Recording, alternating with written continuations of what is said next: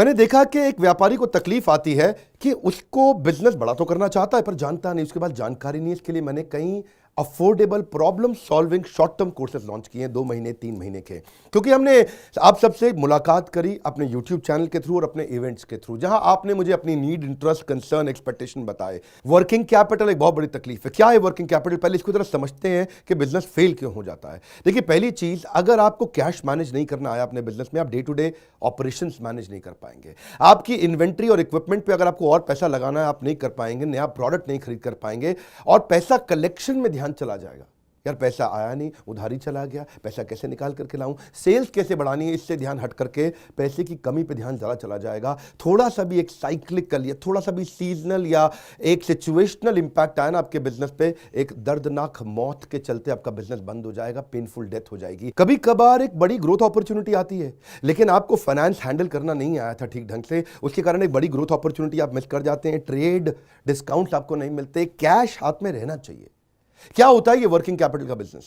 देखिए, ये ऐसा बिजनेस है, ये एक ऐसी स्ट्रैटेजी अगर आप सीख गए तो पीछे से आने वाले सप्लायर के पैसे पे ही आप बिजनेस कर जाएंगे, आपको अपना पैसा ही नहीं लगाना पड़ेगा।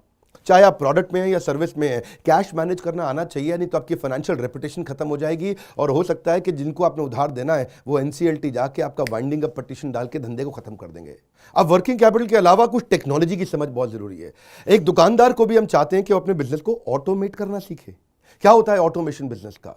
एक रिटेलर भी जब तक अपने करंट दुकान को ऑटोमेट करके पूरी तरीके से इससे बाहर नहीं निकलेगा, वो गल्ला नहीं छोड़ पाएगा, नेक्स्ट ब्रांच नहीं खोल पाएगा, नेक्स्ट ऑफिस नहीं खोल पाएगा, नेक्स्ट कंपनी, नेक्स्ट फैक्ट्री नहीं डाल पाएगा। आपको ईआरपी और सीआरएम की समझ होनी चाहिए। टेक्नोलॉजी क्या होती है मेरे बिजनेस के अंदर, कौन सी टेक्नोलॉजी चाहिए, मैं कैसे सर्विसेज और प्रोक्योरमेंट को कंट्रोल कर लूँ, मैं कैसे पेमेंट मेरी किसको देनी है, किससे लेनी है। मेरे पास एक शीट पर हर समय पता होना चाहिए मेरा एक्सपेंडिचर कितना हुआ है, कितना स्टॉक फालतू पड़ा हुआ पीछे, इन्वेंट्री कितनी पड़ी है, मेरी कॉस्टिंग क्या है, प्राइसिंग क्या है, मार्जिन कितने हैं, वेस्टेज कितनी हो रही है, मेरा कैश फ्लो के ऊपर मुझे टैक्सेशन की क्या तैयारी करनी है, बैंक की ट्रांजैक्शंस क्या हो रही हैं, मेरे को कैसे अपनी सेल्स का प्रोजेक्शन डालना है, इंसेंटिव को कैसे डिस्ट्रीब्यूट करना है, डिस्ट्रीब्यूटर से कैसे डील करना है, फ्रेंचाइजी को कितना पैसा देना है, कितना लेना है, सारी चीज एक शीट पे, सीआरएम और ईआरपी। इसके ऊपर हमने एक छोटा कोर्स बनाया, एक ऐसा कोर्स जो कि 2 महीने में आप सीख सकते हैं, कहीं पे भी बैठ के, किधर भी, अपनी कन्वीनियंस, अपनी ईज के मुताबिक।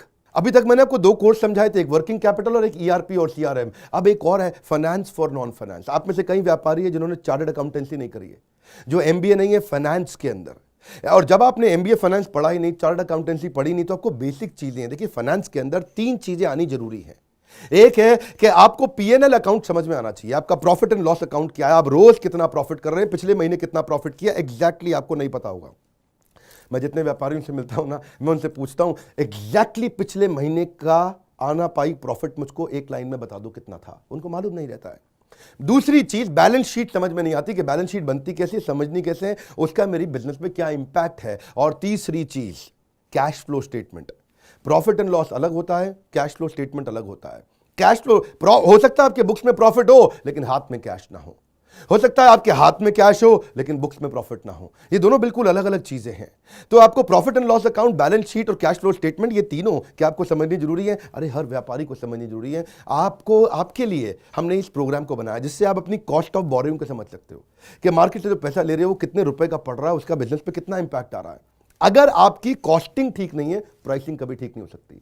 कॉस्टिंग क्या होती है?